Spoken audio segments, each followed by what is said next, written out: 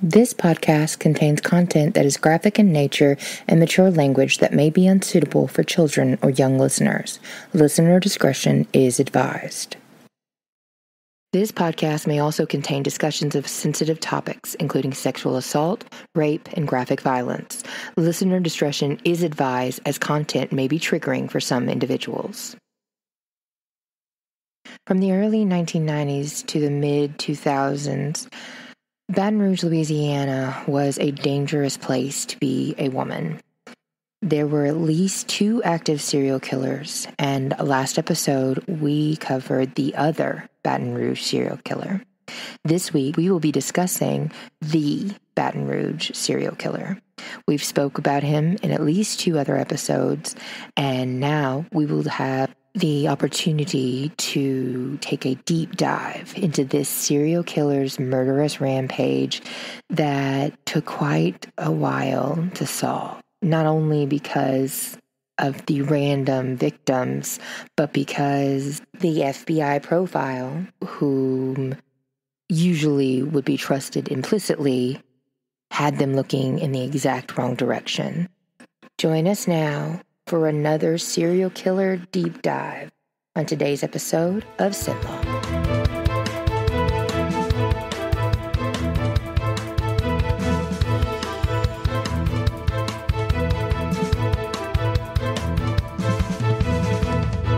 Hello. Yes, we're back. Thank goodness. And I'm sorry. Let me just start off by saying that I never meant to take almost a full month off of this podcast, but we had all of the life that happened. My oldest child had to have her tonsils removed.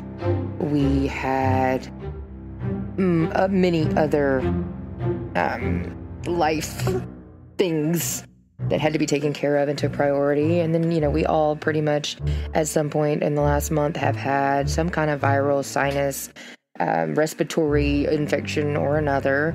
So basically we've had to heal, and my voice was completely useless for almost a 2-week span completely. And I still have a little bit of that scratchy that I can hear. I don't know if y'all will be able to, especially since I've been gone for so long, but we're back now, and I apologize from the deepest, biggest part of my nosy heart. I'm going to try to make sure it doesn't happen again, and I will be keeping to my 2-week schedule, hell or high water, no matter how bad I sound. And I hope you guys can forgive me and be okay and not have given up on me yet. But even if you have, that's okay, because I still enjoy telling these stories. I love having you guys along, and I love being able to get feedback from others. But, even if not, that's okay too. So not too much else going on in the world of the CenLAw podcast. There have been some crazy things happening down here in Louisiana these past couple weeks. We've had tornadoes, we've had all kinds of crazy crime stuff. I'm talking, vehicular manslaughters. We've had trials. We've got upcoming trials. We've got appeals and just all kinds of awesome, but I can't actually touch on the majority of them yet, but they will be coming down the pipe. Also, keep the requests and suggestions coming. I have an email from a repeat suggester, a couple emails actually, a few I guess I should say, and those are all on the list already as well. Wonderful suggestions. And I think what I'm going to do now for the next couple episodes is kind of stay in this serial killer area. One, because the way my life is going right now and the amount of stress that is encompassing everything, I feel like doing cases that are more broadly known is going to make my podcast life easier and not take away from the fascination and value of it. Because although all of these crimes have been covered at least 10 other podcasts, at least 10 different episodes, networks, all of those things, I still think they're really incredible stories, especially in considering that Louisiana doesn't seem the type. I guess I was just surprised that so many serial killers existed in Louisiana, especially within the last couple decades. So on that note, we are going to get started with today's episode. And if anybody was paying attention to my TikTok a couple days ago, you already know who this is going to be about. That's right. The one, the only, the absolute waste of human space, Derek Todd Lee. Now, I say waste of human space. I think everybody has an opportunity to not be, well, obviously a serial killer, but I think everybody has that point in their life, or that tipping point that comes with just kind of going with what you're given or trying to do better. And there's those two type of people in the world, and unfortunately, whether it be because of his low IQ or possible mental instability based on his background, we'll never know.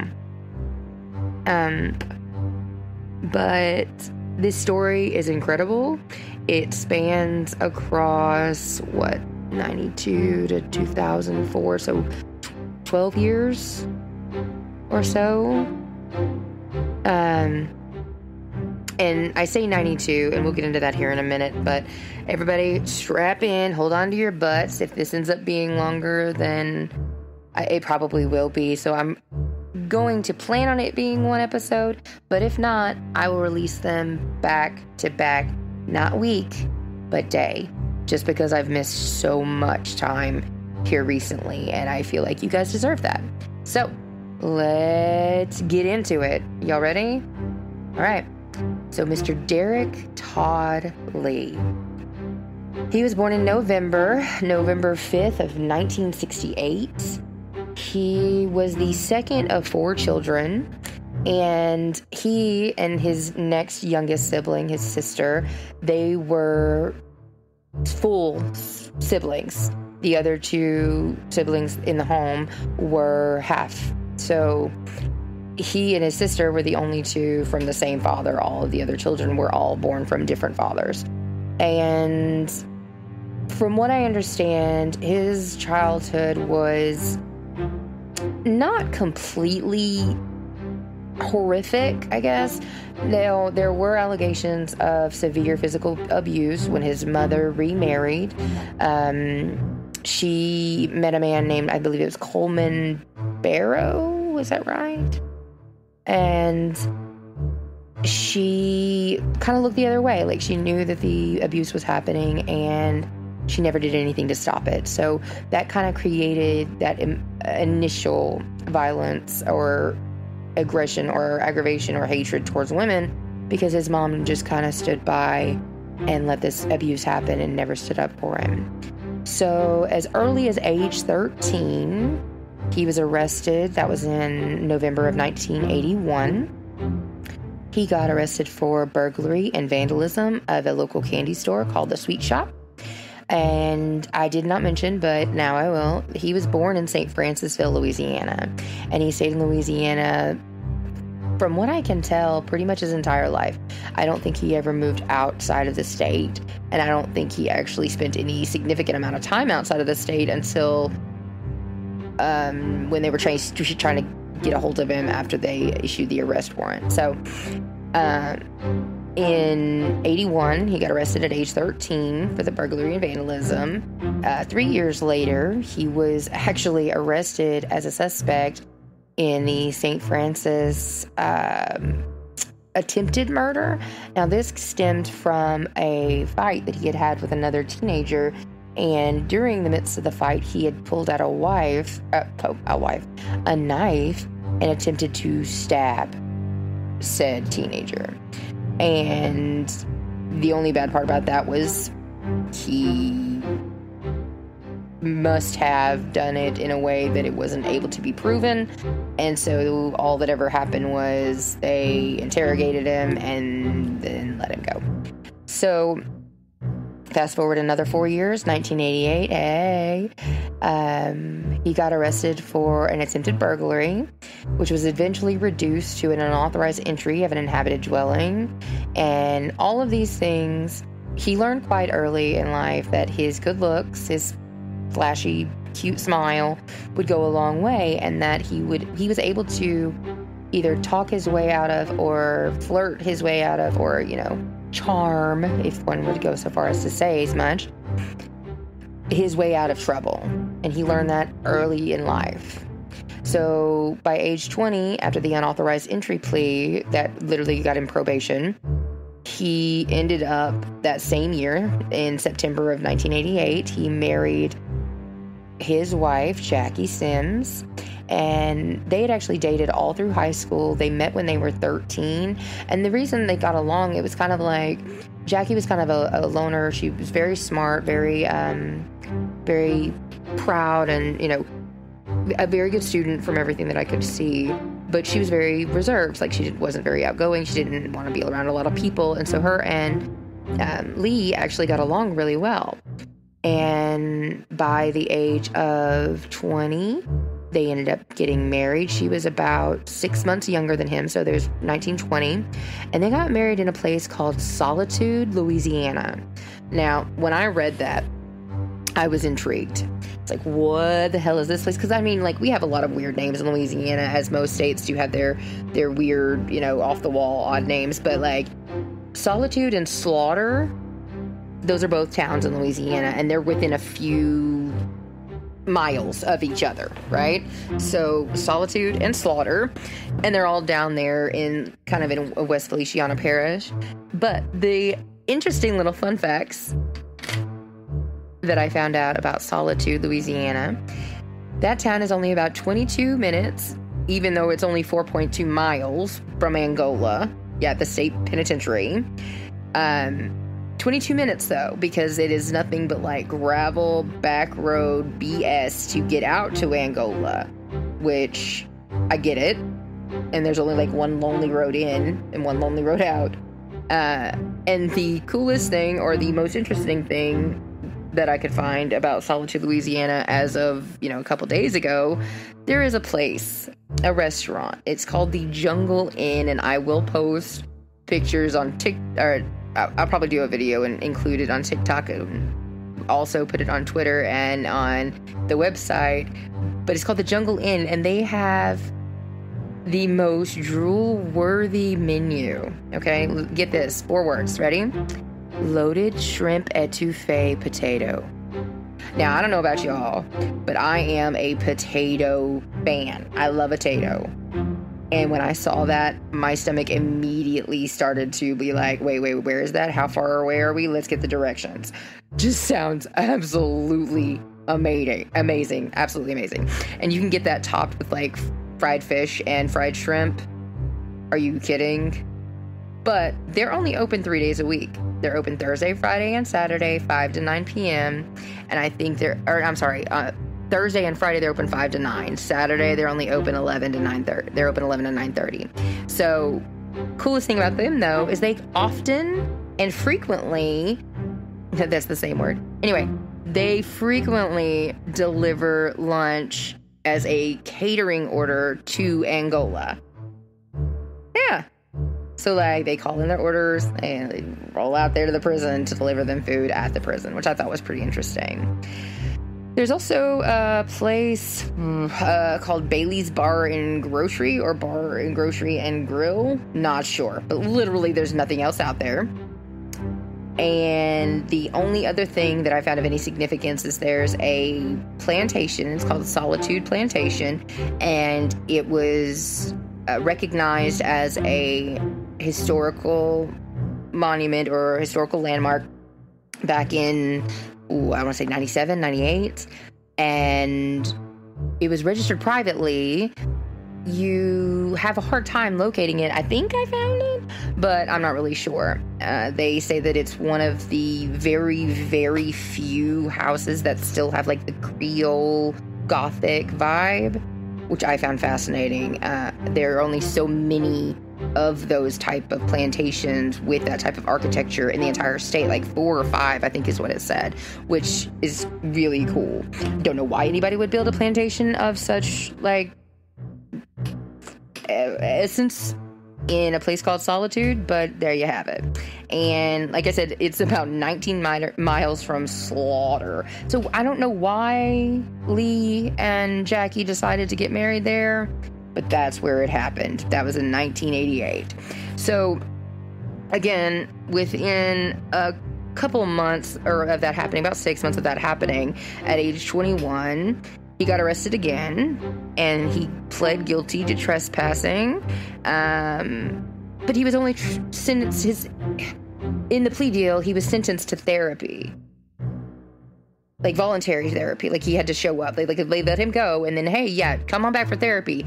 How well do y'all think that went over? Yeah, it didn't. It didn't go over because he didn't show up. So again, he got away with literally not even a slap on the wrist. He just got to go. So, real quick, before we get too much further into his now married, slowly accumulating a record life, I'm going to talk about his family one more time, because I talked about the stepdad being physically abusive, and I want to talk about real quick his biological father, who, according to everything that I read and the citations and resources that I'll have on the show notes, his biological father, he left quickly after his sister Tarsha was born. And that was probably close to the 70, 71. They never got married, the bio dad and his mom, they never got married.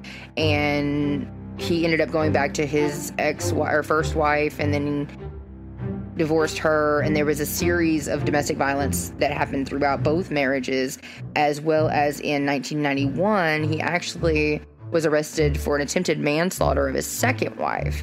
And according to sources, he had severe mental issues. And by the end, it was probably not mid-90s, or if it was mid to late 90s, he was actually institutionalized because he was incompetent to stand trial, and eventually regained competency, but never really was not a mental case. So that's the background that he's coming from, and the environment that he was prone to, even if it was only for a little while between him being born and his younger sister being born.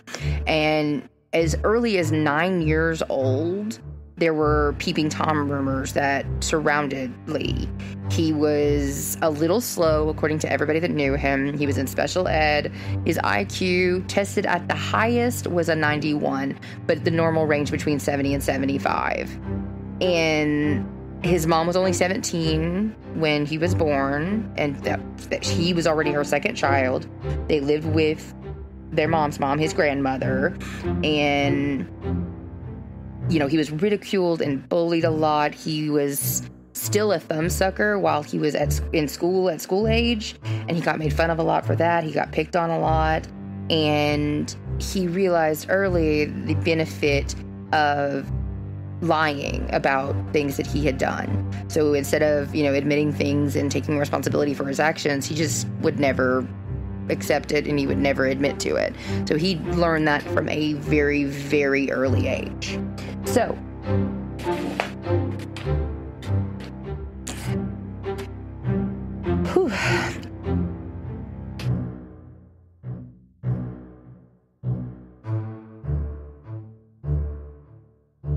initially, our Baton Rouge strangler was actually referred to as originally, our Baton Rouge serial killer was known as the Baton Rouge Strangler. He started off his criminal career, like I said, with petty crimes, the vandalism, burglary. Oh, and I say petty, but, he pulled a knife in a fight, and a couple more in 1989. He had a trespass. That was the one he was sentenced to therapy, and he didn't show up. And then later that same year, he had a disturbing the peace, didn't go to jail, just had a fine. And again, a month later, got into a bar fight, disturbing the peace, no jail, just a fine. And these things just slowly kind of built, and he had a hard time keeping steady work. He was mostly a laborer by trade. Like he did pipe fitting, he did concrete work. I think he drove a truck for a little while, but for the most part, he had a hard time keeping steady employment. And at the end of 89 or 90, he was, trying to find his place, and he had been married to his wife now for 2 years, and I believe they had already had 2 children at that point, or at least 1 child at that point. And the initial problems started because, their stuff started to kind of try to break down a little bit, and he started, like I said, at age 9, there were rumors of him being a peeping Tom, and that thrill-seeking behavior that was an established behavior from early in his life that just continued to snowball. You had to do more to up the ante to get the same kind of feeling or effect that it gave you initially, right? So stalking has to turn into something else that has to lead to something else. Now, when he initially had different people come to the different police stations and say, hey, this guy's been outside my daughter's window, I need you to do something about this. And without any kind of concrete evidence, they can't just go arrest him. They can go and reprimand him. They can go and tell him, hey, these people say that you're harassing their daughter, you need to stop. And this continued to happen. He was always involved in these kind of peeping Tom, stalkerish behaviors. Now, the really crazy part is that I guess because he was decent looking and his mannerisms weren't overtly aggressive. I mean, because people are still quoted as him being like a decent guy. Like he had a friendly personality, even though he was a womanizer. And I think that had a lot to do with his later propensity for violence was when he got rejected. And then he started not even giving them a chance to be rejected. But that's just my unprofessional professional opinion. So they believe, according to all of the sources, that in 1992, he murdered his first victim. Her name was Connie Warner. That was on August 23rd of 1992. She was from Zachary, Louisiana, which is a place that apparently was one of his favorite hunting grounds. And Miss Connie Warner was 41 years old at the time of her death. She was found nude and abandoned in a ditch by a trash truck driver, I believe. And at autopsy, they found that she had major skull fractures, and they surmised that she was beat to death with a hammer, and then her body was dumped elsewhere. When they went back and returned to check on her house, there was no sign of forced entry, but her vehicle and things were still there, so she had to have been taken from her home. And that was in the Oak Shadows subdivision in Zachary. Now, another unfortunate turn of events, there was no DNA because her body had been dumped within a couple days of Hurricane Andrew coming through Louisiana. And her body wasn't found for almost 5 months, or 4 months for sure. And so you combine the hurricane weather on top of decomposition and outside everything, all of the circumstances, there was no possibility. And we're in 1992, very infant stages.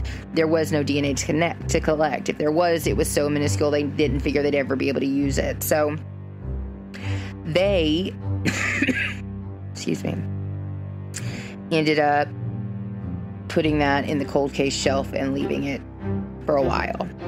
So that same year, in November of 92, Lee now was 23 years old. He got arrested for another burglary and for resisting an officer. Now that house that he got arrested for burglarizing was a house that was on the same street as Connie Warner, just a couple doors down. Now, another funny, not really funny, but incredible part of this is he got out on bond for that burglary, right? While he was out on bond, he had committed another robbery, and then not just another robbery, but he also assaulted 2 teenagers that were sitting in a car, parked, quote unquote, outside of a cemetery, right in front of that same subdivision, Oak Shadows. And he took a freaking farm tool,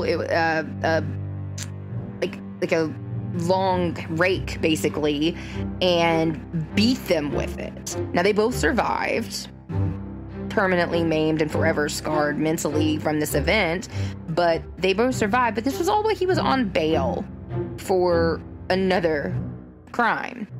So, in the interim, from November 92 until May of 93, when he was actually sentenced, he committed 2 major crimes in between. So he was sentenced to 4 years in prison, but he only served 2. He was released in July of 1995 at age 26, and within a couple days, he took his family and they moved to Lake Charles. Now, on September 6th of 95, he got another peeping arrest. On September 24th, he got another arrest for theft. So they went back on September 26th. So it was the 6th, the 24th, and then the 26th, they went back to St. Francisville. He was like, I'm not doing this. I don't like it over here. I get caught too much. So they moved back. Now, after they moved back to St. Francisville, Jackie, his wife, her biological father, and her only father that I'm aware of, I don't think she had any steps, but he ended up getting killed in a factory incident, and she got a $250,000 settlement, which suited Lee just fine. Because now, not only was he cute and kind of charming, but now he could dress the part. He could put on his fancy clothes, he could get his fancy jewelry, and he could fund all of his womanizing partaking. And unfortunately, Jackie was not the stand by your man kind of woman. She was very much so, I don't care what you do as long as it doesn't bother me type woman. So she realized that he was going out and like cheating on her and sleeping around. Like, he even had an established girlfriend here in just a year or so. And she was okay with it because she was like, well, if he's not here, he's not in my hair bothering me. So he'd go out, circle all the bars, pay all the women, do his womanizing schemes, and then he'd come back. She actually ended up later filing for like abandonment of family and duties and all that, and then he would come back and they'd get along for a little bit, but then he'd leave again. So he was almost, it was like an in and out type of thing, and he had the freedom to go and do whatever because she didn't ever really check up on him. She didn't keep track of him. She kind of, and I think she said later in an interview, I just kind of turned my head and looked the other way because I didn't want to have to deal with it. So they moved back to St. Francisville in September of 95, the end of September. And by February of 97, he's 28 years old and he gets a DWI. Hilariously, 8 days later, he passes his CDL, commercial driver's license test. And he also, the same day, got caught in the act of peeping. And even though he was identified by the eyewitness, the police didn't charge him. Tell me this man was not good at talking his way out of a situation. He had to have been masterful, which makes you wonder about that 75 IQ. Maybe he was just a bad test taker. Anyway, so before we get on to the next portion here, I want to stop and mention that was, this is February, he gets a CDL. The other charges from Lake Charles. They didn't file the information on time, and there were statute limitations, so he got off on those, no problem. In May of 97, he was hired by a company called Ready Mix to drive big cement trucks, right? So here's where we're going to venture back to our Eugenie Boisfontaine episode, and the more I read about Lee, the more I'm convinced that he's the one who murdered her. Now, we only have one victim so far, but we'll see in the rest, we'll see the similarities and the very consistent MO and all of it. All of it just seems to match up, and the location and where she was at. And now the biggest gap in his murder extravaganza here, they say it's from 92 to 98, which is 6 years. Okay, if you put Eugenie in there in 1997, June of 1997, that breaks that down to only 5 years between the first and the second, and then it puts it only over right under a year between the second and the third, which in my mind makes a little bit more sense. And because of the location and because of the different places that he bounces in between, it actually makes all the sense, because he wouldn't have wanted to do 2 back to back in the same place, because that's kind of how he did things. He jumped from one town to the other and kind of spread them out that way, so it took them longer to realize that it was all the same person, which again, 75 IQ, I'm not buying it. So June of 1997, Eugenie was missing, murdered. She was found in Iberville, Manchac Bayou. We've talked about this. Her body had been out there for 2 months, so probably was closer, I think, she was missing in June. Her body was found in August. So she lived on Stanford Avenue, which we already know. Her cause of death was a blunt force trauma to the back of her head, because that was really literally all they could find of her. They did get DNA, which was later in the killing fields determined to not be Lee's. However, that doesn't mean anything in my book, honestly, because she was out there for over 2 months in the elements. I'm surprised they found any DNA at all, but the fact that they did and that it wasn't his doesn't mean anything to me. It doesn't, because everything else freaking fits. Her body was dumped. She was far away from her house, far enough away, and we'll see this with later victims, but she was on the same road. She lived alone. She jogged around the lake. She was on LSU campus. She was an old LSU student. She lived doors down from these other victims. It just, all of it computes. It all makes sense. So if the husband didn't do it, it was definitely Derek Todd Lee. So we can move forward now that I've got my conspiracy theory out there. So 1997, in July, the very end of July, he got 7 counts of peeping and was sentenced to 6 months. And I think he served all of that and ended up getting back out in 98, or so most of that, got out for good behavior in the beginning of January, and he had a criminal trespass and burglary, and that was sentenced to 2 years probation and the psyche eval. Now, he actually did go to this one, but it was mandatory. He didn't have an option to not to. If he hadn't, he would have been put back in jail, because it would have been a violation of probation. And his doctor had such raving things to say about him. He was such a good person, not a good person, but he was a good client. He was a good patient. So that was in April of 1998. And 3 days after he was sentenced to 2 years probation, he ended up murdering Randy Meeber. Now, her body was never found, but they could make assumptions based on what they found at the crime scene. The reason, and the way that she was noted to have had something terrible happen, was her 3-year-old son was found wandering down the street covered in blood. Now, he was perfectly fine, so chill the motor. However, when the friend who found him wandering took him back to the house to help him find his mom, he walked into a bloodbath, which is also, eerily enough, the name of a novel that was written about Derek Todd Lee, but we'll get to that in a bit. So, Randy, like I said, her body was never found, But there was DNA that they found at the scene on a pink trash bag that had been left by the door. And the pictures of this crime scene are just brutal. She was obviously attacked in the same bedroom where she and her son had been sleeping together. Like, not in the same bed or anything, but they were in the same room sleep. And she'd obviously been dragged from there, and they could tell that because there was a trail of blood on the carpet that led all the way to the living room. They could also tell that she had been hit incredibly hard in the back of the head. So hard, in fact, and this is how they know.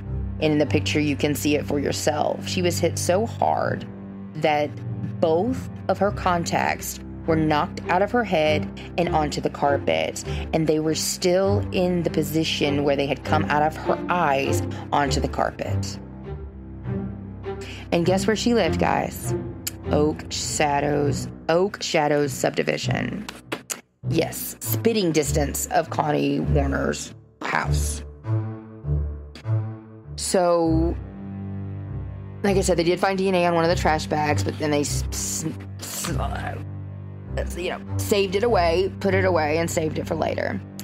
And funnily enough, that he was actually interviewed as a suspect in this murder because the people and the officers and investigators around Zachary absolutely knew who he was because of the peeping arrests and all of the other things that he'd been getting into trouble for over the years. He was the first and pretty much the only suspect, even though they did work their investigation to all ends, but they had no physical evidence. They actually confiscated his shirt and pants, and I think maybe his shoes too. I don't remember if they took his shoes, but I know they took his pants for sure when they did that interview, but nothing came of it. So August of that year, he got another stalking and unlawful entry charge, and that was with a lady named Colette Walker. There's also an ID episode from her perspective of the whole situation, and her remembering watching these news broadcasts of all these women going missing and then being found dead, and the way that they were, all of these things that had happened. And her immediate thought was, oh, that sounds like something he would do. But then because of the FBI analysis that came out and the profile, she was like, oh, well, then it can't be him. And we'll get to that in a second. So he was arrested on that. He forced his way into her apartment and was trying to convince her to go on a date with him. She eventually got him out, and then she pressed charges. They sent out a warrant for stalking, and then he got arrested, and then his family bailed him out. That was at the beginning of December in 99. And then on the 17th of December, he pled guilty. He had 6 months, but he got credit for time served because he was in jail from August until December. And then he was put again on 2 years probation. Funnily enough, after that happened, same freaking day, his girlfriend called the police because he was threatening to kill her, which were charges she later dropped. Now, this is where it starts to kind of speed up.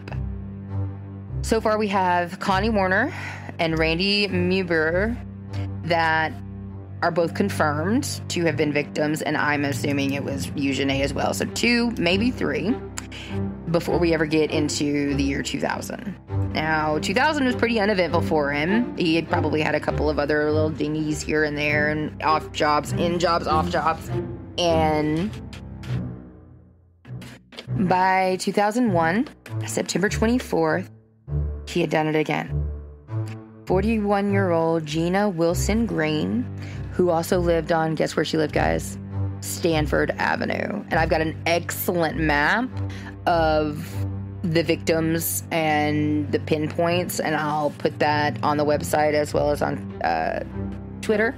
And she was on Stanford Avenue, just a couple houses down from where Eugenie was abducted, or where she lived at the time that she went missing and then was found dead. Miss Gina Green was found strangled. She had been sexually assaulted, and raped, and her body was found to have been, well, her autopsy said that she was asphyxiated by strangulation. She lived alone. She was a divorcee. Sound familiar? And she lived right off of the LSU campus. So it didn't take him long. That was in September 24th. She lived off of Stanford Avenue.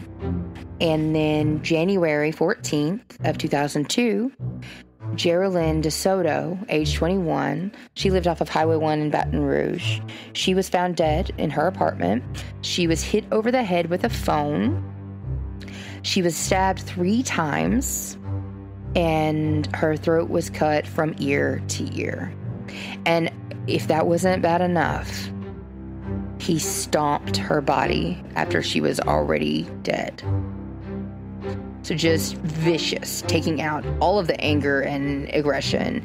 And they did recover DNA from that scene. She was actually I think it was pre-med student at LSU. So she was actually currently enrolled. So again, another one of those connecting fibers.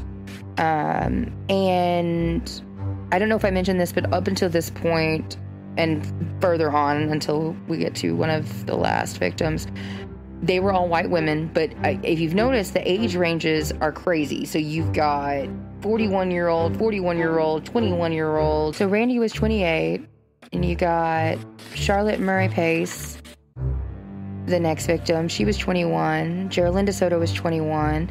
Gina Green was 41. And then you have 2 other victims that were well into their 40s, and then another, like, it's just, he's all over the place with the age. So I don't think it had anything to do with age so much as it did just being a woman. And now I'm not sure if he specifically was targeting white women, because he always targeted like rich, posh, well-to-do women.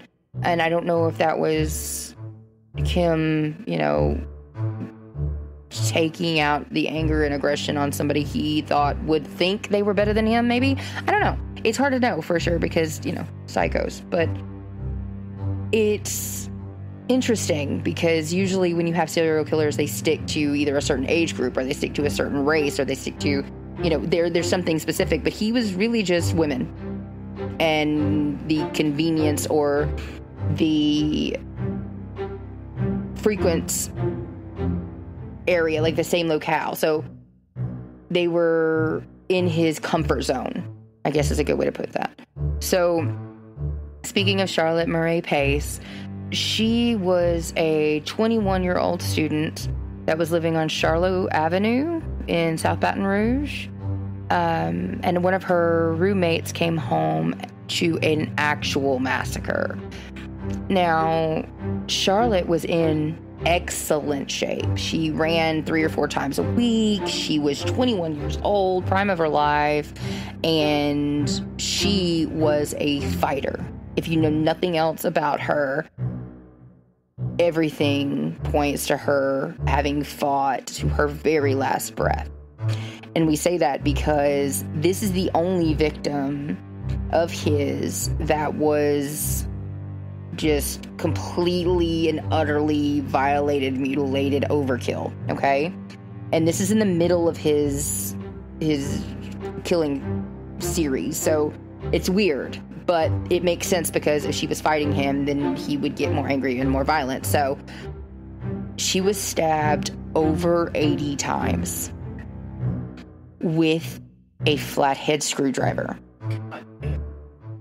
Then he beat her with a clothes iron and slit her throat. Always double tap? She was also sexually molested, and they believe that he raped her post-mortem, but not like hours later, just after she was dead and could no longer struggle. Because apparently he couldn't get that shit done while she was alive because she wasn't having it. So good for you, girl. One of the quotes that stood out was, "Her body was so violated. I never forgot that scene for the rest of my life." Her address was 3 doors down from the prior victim, Geraldine DeSoto.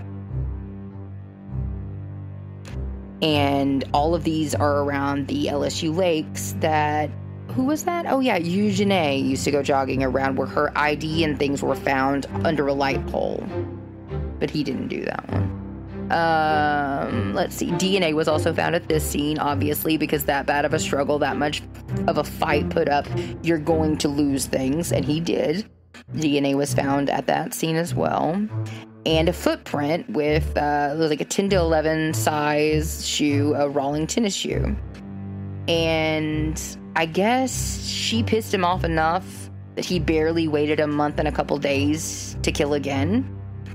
And unfortunately, Miss Pam Kennemore, she went missing in early July, and her body was found later under Whiskey Bay Bridge, which is, if you go on I-10 coming straight out of Baton Rouge, you'll go over Whiskey Bay, and it's right before Atchafalaya National Forest, and we'll hear that name again. So Whiskey Bay Bridge, not Atchafalaya, but same. So her throat was slashed and she was raped, and they found DNA. Now, all of these houses, all of his victims, none of their houses showed any sign of forced entry, and here in a minute we'll figure out why. But that was another common factor, and if you remember, Eugenie's house had no signs of forced entry. So, now, July of 2002 is when the FBI finally broke down and was like, look, this is obviously got to be a serial killer. These are all women within the same literal 1.5 miles, 2 miles of each other, except for the 2 up in Zachary, right? They didn't even include them in their initial profile. So the FBI profile that came out, though, because of misleading tips and misinformation that they were given, came out to say that it was a white male. 30 to 40, and all of the other aspects of their profile were pretty close to accurate. But the biggest problem was they said it was a white male in a white truck. That was what an eyewitness said, because they were associating these murders with a rape that had happened in Mississippi.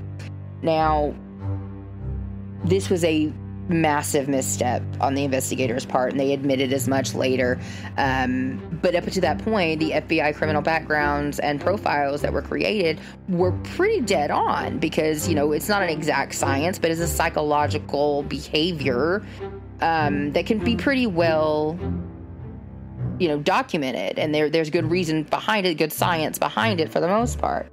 But they were just completely and utterly wrong on this point.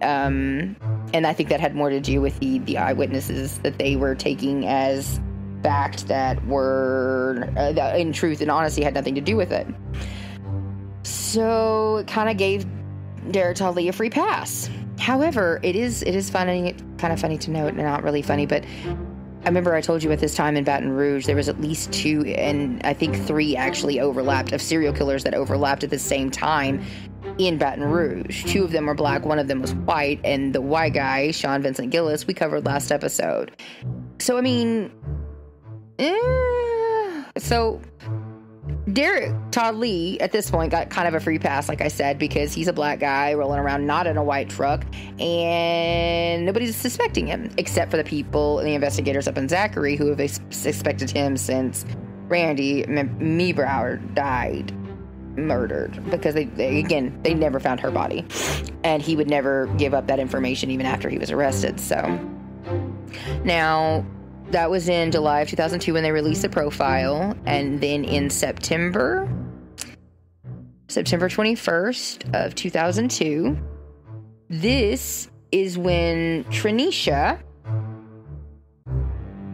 Colum, I think it's Colum, is it Colum?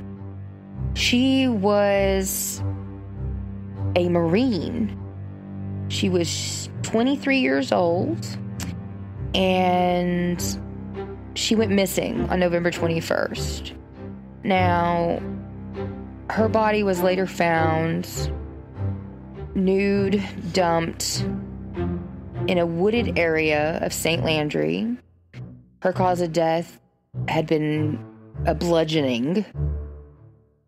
And this was the first one to have ever, but couple new things. She was the first black woman and only black woman. She was the only one that was attacked not in her home. She was actually attacked as she was visiting her mother's grave sites at a cemetery. And he attacked her there and then took her body to St. Landry Parish and dumped her. And this was the only murder that committed outside of the Baton Rouge area. So a lot of firsts there. So she was bludgeoned, she was raped. I don't have it noted that they found DNA on her, but again, this is one of those ones that it absolutely was him. So now we get to Diane Alexander. She was living alone in her apartment when that was November of 2002. So back in June, he had got hired at Exxon, and a little over a month later, Diane Alexander was at home by herself, and she went to the door after someone had knocked. It was Mr. Lee. He asked if he could use the phone. So she went and got it. When she opened the door to hand it to him, he forced his way in. He then proceeded to beat and strangle her with the phone cord and then attempted to rape her. However, Diane's son arrived and scared him off, so he took off and fled. Now, this is the first time that a victim has been left alive. This is finally when the perception of a white guy in a white truck gets shifted. Now we know it's a black man, because this fits the MO perfectly. There's no forced entry. He was trying to rape her. She was going to be strangled. He was beating the shit out of her. All of these things line up. She was in the same general area, and now they had an eyewitness to do an actual sketch of the person that they were looking for and not the incorrect FBI behavior profile. Okay. Now, do you remember when I mentioned Colette back in 99, I think? That's the ID episode. I think it's World's Most Evil Killers. Anyway, Colette sees the newscast of Diane's story, and then she sees the sketch and she says, "Oh my God, it is him." And then she calls and tells them about her stalking events that she had with Lee, and the fact that she had to press charges against him, and then he moved away, and she didn't really have to deal with it after that because she moved to Mississippi or wherever she went to.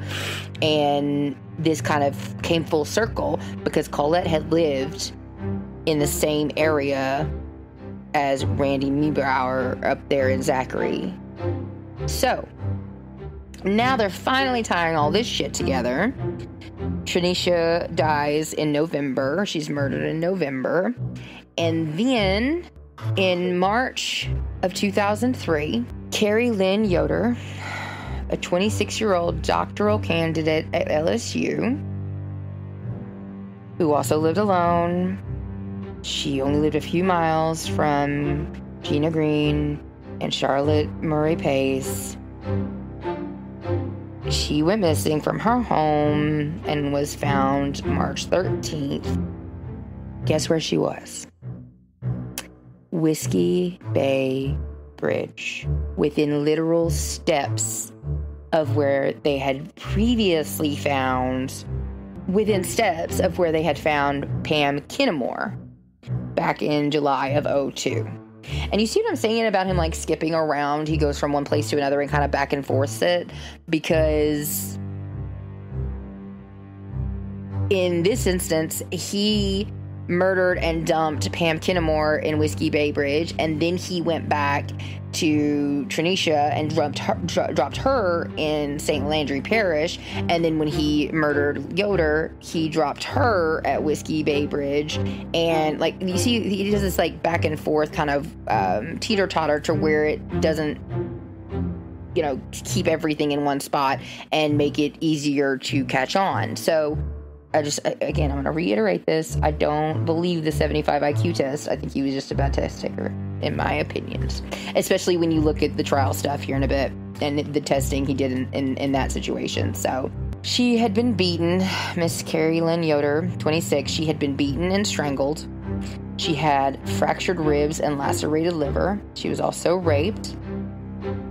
She had enough DNA that they did get a good confirmation. Now, they confirmed earlier from one of the earlier victims that this was all the same person, and I think that was back in 2002 when they released the profile because they realized all the DNA matched.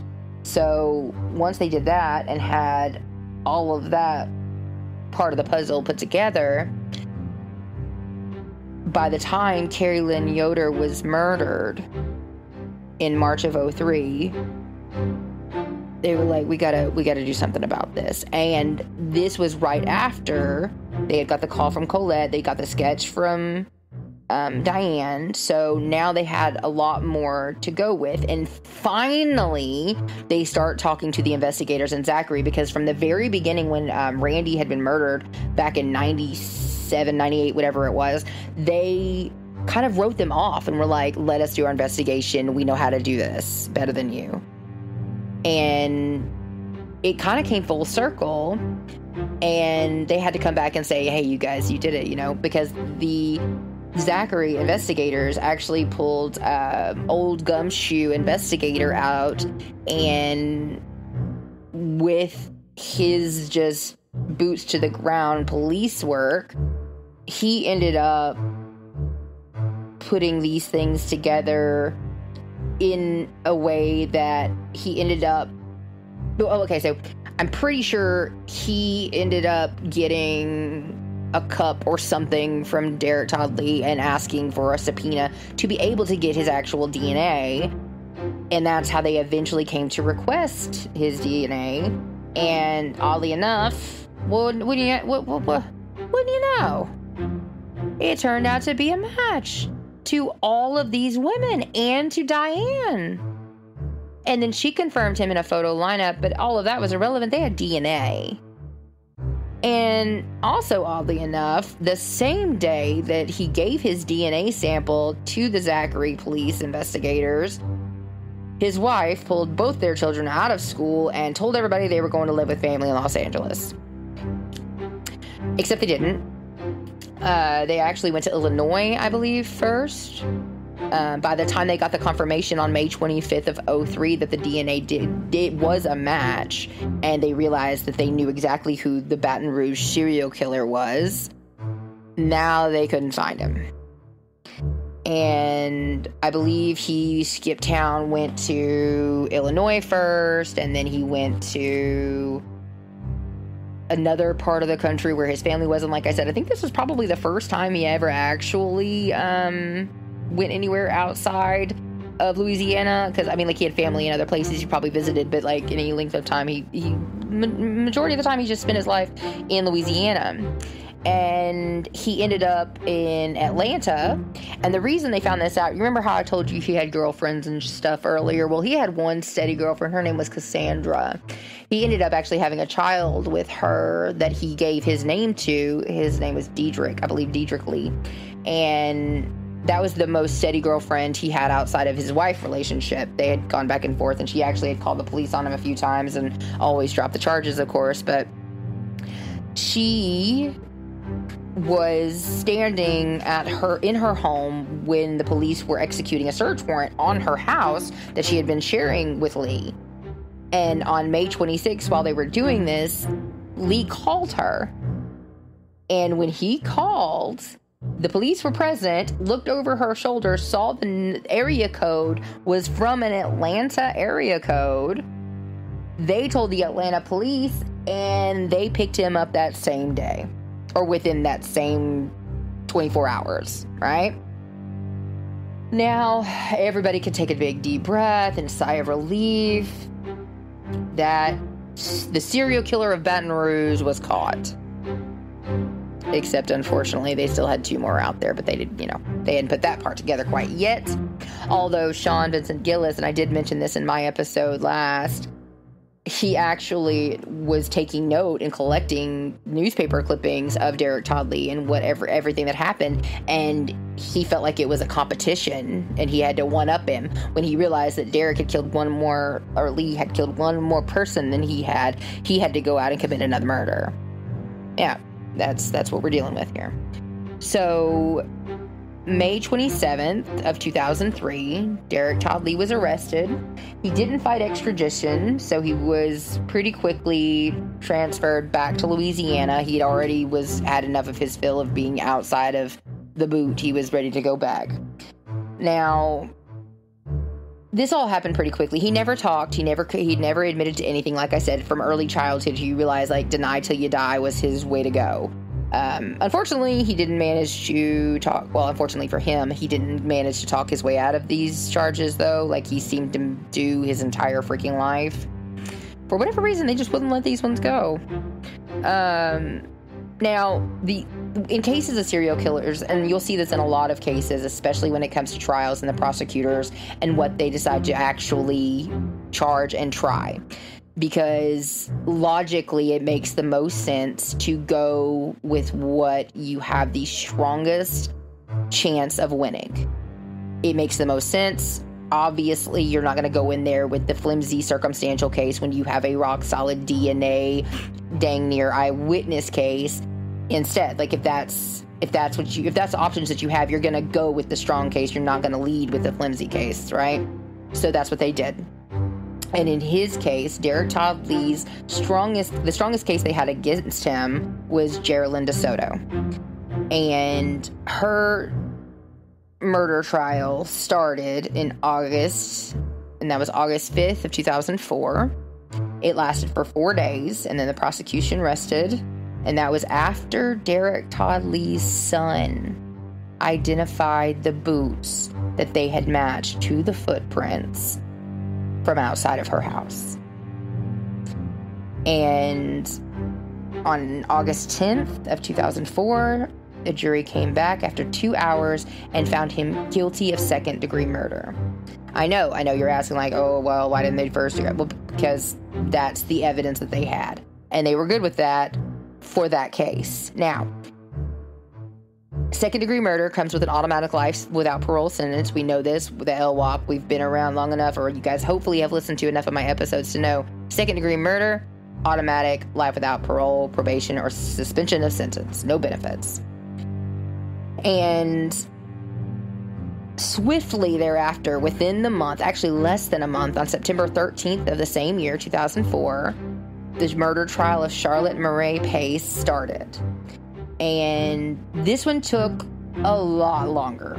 There were a lot more motions filed. There was a lot more tape to go through.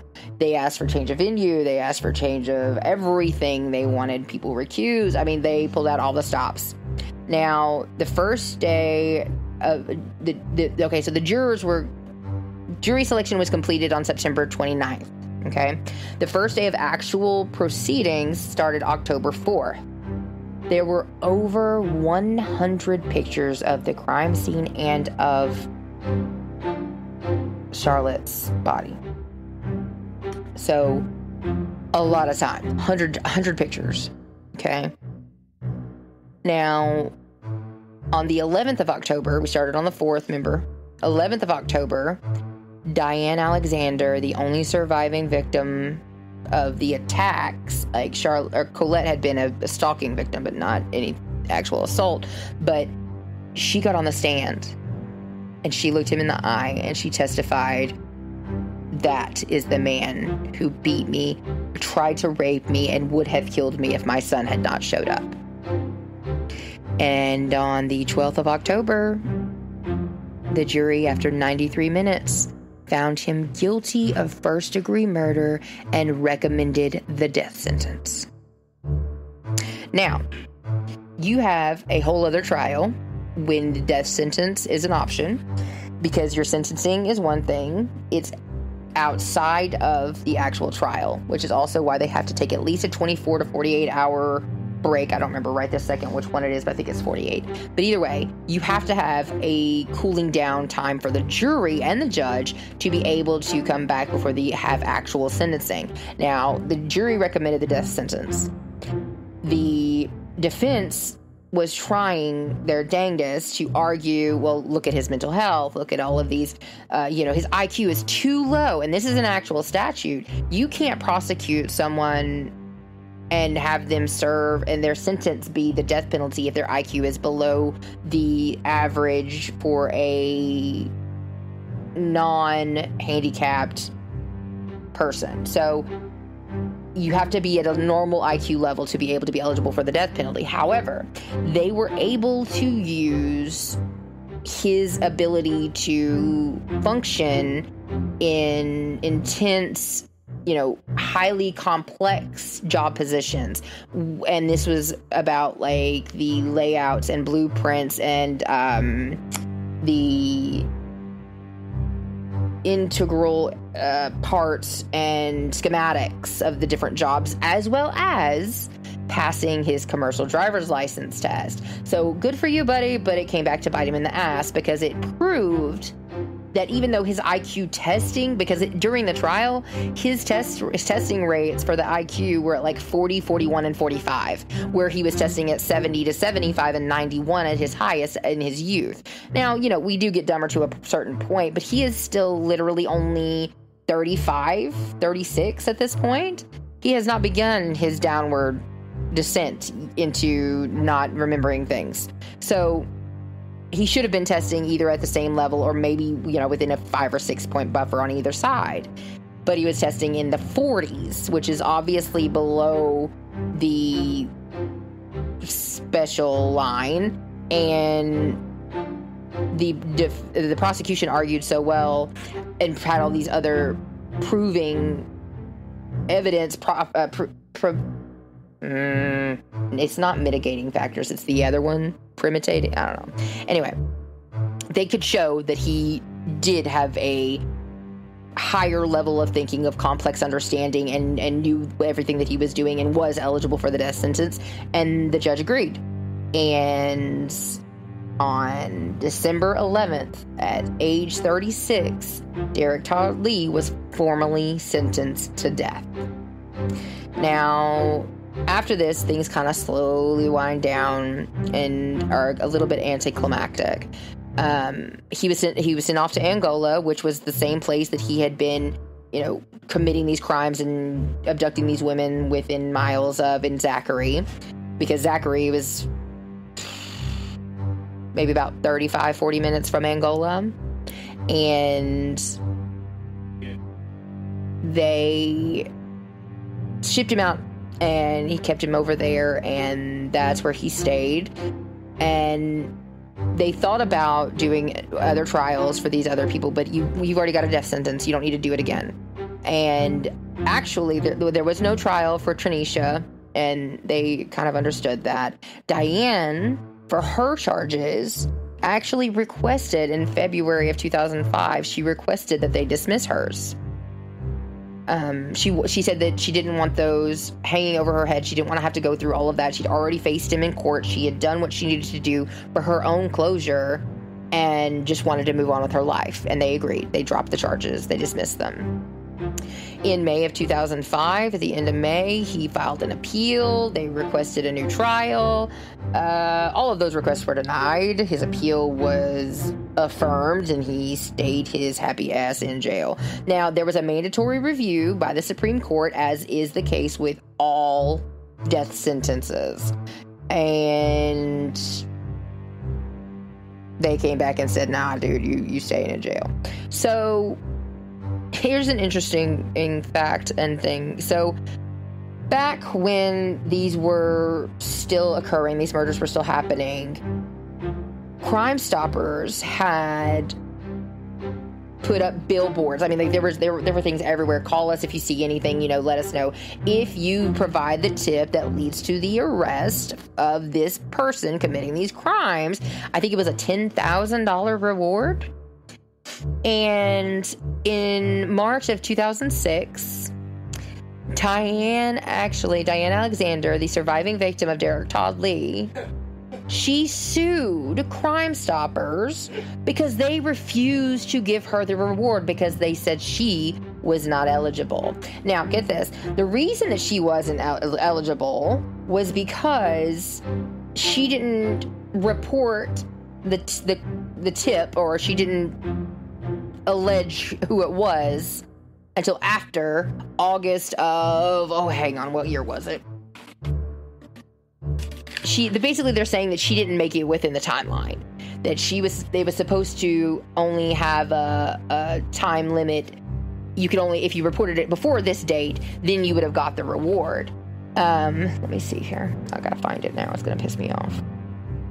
Ooh, I didn't even mention this part, but I think I should, and I'll probably just chop it back in. But while he had fled in between the time of May and when they finally picked him up at the end of May, so it was like, all right, so they took his DNA and he took off May 5th. They conclusively matched the DNA on the 25th, so it was 20 days after he had already left. And then he called his girlfriend from Atlanta number on the 26th of May, and they got him on the 27th. So it was 22 days from the time that he gave them DNA to the time that they picked him up, right? Well, during that time, he had been staying at a hotel in Atlanta, all right? That's where they ended up arresting him, was at that hotel. I don't know. Some hotel where he was barbecuing for all of the other people who were staying there and having a gay old time, and they just couldn't believe that they were picking this guy up for murder. He was so friendly and he barbecued. Right? He couldn't be a killer. He knows how to cook. On a grill of all things. He's a man's man. Right. He was so friendly and just jovial and having a great time. Yeah. That's what happened.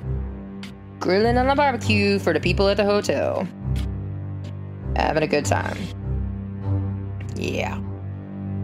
So, after all was said and done, his entire... Well, depending on where you want to start. If you start with who they believe was his first victim, Miss Connie Warner, it started in August 23rd, 1992, and his last victim was murdered on March 3rd, 2003. He was arrested March 27th of 2003, and then convicted of second-degree murder in 2004. In September of October. Oh my God, I can't talk. August of 2004, and then convicted of first-degree murder and sentenced to death in December of 2004, even though that trial started in September. So basically what it all boils down to is Crime Stoppers refused to give her the reward because, one, she didn't directly give them the tip, because it's like directly to the group, and because they didn't give them the tip within a certain amount of time. So in 2006, it wasn't $10,000. It was $150,000 was the Crime Stoppers reward. Okay, that's what she sued for. But the Third Circuit Court of Appeal affirmed the lower court ruling that she did not get that reward. So they said they were going to further appeal and pursue the case, but nothing that I found ever came of that. Now, the other interesting part after all of this came out in the wash, when they were using the behavioral background profile from the FBI, as a white man, remember? The white man, white truck. They did DNA drag nets all over the state. And I'm talking hundreds upon hundreds upon hundreds of men were DNA tested. And because it was such an egregious error of there was no possibility that it was a white man. Obviously, now they know it was a black man. They actually made a deal to destroy any of the DNA samples that were taken from those white suspects while they were searching for the Baton Rouge serial killer. And they won, or they decided and made that deal and went forward with it, and all of the DNA was destroyed from those white males in May of 2006. Now,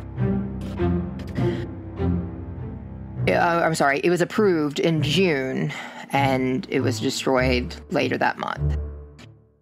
Now, there was an attempt by the defense to obtain 7 pages from the original trial's transcript. There's not a whole lot of explanation behind that. I'm not sure if they were trying to file some other sort of appeal or some kind of mental something. There's no way of knowing. But that's pretty much the end of all of his legal stuff at that point. He was sentenced to death by lethal injection. That was at the end of 2004. They didn't do any other trials or filing of charges against him after that. He was in Angola, and that was his forever home until they got through all of the processes that they have to go through that are mandatory for death sentence cases, which basically puts them on death row for 10 to 15 years, depending, unless you're in Texas. Go Texas. He started murdering at age 23. He had at least 7 victims, possibly up to 10. I believe he murdered Eugene. That's my opinion, and only my opinion. No one else is responsible for that but me. That's just my opinion. And I've listed all the reasons why I believe so, because I wasn't convinced when I did the Eugene episode, but after I've done this and read through all of these things and all of the information, I'm convinced. So, going back to his youth and feeling bad for young child, adolescent, innocent Derek Todd Lee, it's still hard for me to accept that it was anything but his choice. He was known to have done drugs. He was known to be an alcoholic. He frequented bars more often than he frequented his home. So he obviously had those issues with dependencies, and then he also got his kicks from peeping and stalking and the aggression of which, you know, he could, and that switch that he could flip, that psychotic on-off, charming, smooth, handsome womanizer to immediate beat you to a bloody pulp psycho. There were some signs as he grew up. He had actually been caught torturing a dog and her puppies, and he was known to have been a bedwetter into late childhood, which is also an indicator. Now we're getting into the serial killer triad here. And it wasn't in his youth so much, but he did have a past of dealing with arson, because he had actually bought a vehicle in his girlfriend's name. He bought it for her, put it in her name, and then less than a month later set it on fire for the insurance money. It didn't work. They didn't give him any money, but that does kind of show you the propensity for fire and violence, which will kind of put him into that triad of what we know to be now the kind of, hey, these are the warning signs. If you see all 3 of these, it's probably time to put that one in therapy or somewhere safe. So between 92 and 2004, at least at the end of 2004, we knew that Derek Todd Lee could no longer kill anybody. Unfortunately for the city of Baton Rouge, he was not the only one out there. And his victims, like I said earlier, they ranged in age from 21 all the way to 44, I think was the eldest. And when you break it all down, they were all white women. They were all well off. They were all strong, independent women. And he took advantage of that. And he used his brute strength and basically, The other thing that he would use was their empathy. He actually had a recording of a baby crying, and he would play that to get them to open their door, to have that as an entry. So that would explain the no forced entry, because they just opened the door anyway. They wanted to see what baby was crying and why nobody was coming to help it. The goodness of these women is what got them murdered, which is pure evil. Pure evil. And the fact that he got away with so much shit when he was younger that should have been, red flags all over the freaking place, and he should have been actually punished for these things, but he was just slap on the wrist, stop doing it, don't do it again, go home, do something else. It was never taken seriously, and he used that to his advantage. And then the blunder of the profile that gave him free reign for a little bit. It's just all the things worked out for him to be his worst. And gracefully, for these families of these victims, they didn't have to wait for decades. He's not still sitting on death row in Angola. In 2016, in mid-January, reports came in that Derek Todd Lee had been transferred to the hospital in really bad condition. Not because of a fight or anything like that. The man had problems. He had evil on the outside, and he had evil that apparently was rotting him to his core, because he had major heart problems and heart disease, which on January 21st ended up taking his life. And he died in the hospital, still in custody of Louisiana State Penitentiary, and they released to the papers that he had passed away of natural causes, which was the heart disease, on January 21st of 2016. Now, most of the families, they were either impartial or grateful that they didn't have to wait around for all of the shit to go through and to, keep waiting, but now he was finally gone, that he could no longer hurt anybody, that he no longer had the ability, the capability, or the life to take any other life or to make anybody else's life miserable ever again. So began in 92, it ended in 2016. He spent almost 13 years in custody from the time he was picked up in Atlanta, but only 9 of those were as a convicted murderer. So he ended up having 3 children, the 1 illegitimate child with Candace and then the 2 with his wife. I believe one of the children, I think it was Dietrich, actually, Cassandra's son, that he released an article here recently about the whole situation and how he felt about it and tried to stay away from it, from what I understand. But what we know about him was he was vile, he was vicious, he had an MO that was not normal in terms of like same age group, same type of woman, whatever, but he did kind of fit a pattern of lonely women, or women who lived alone, not lonely particularly, but good looking, well off. There were at least half of them that were either on LSU campus or affiliated with LSU campus.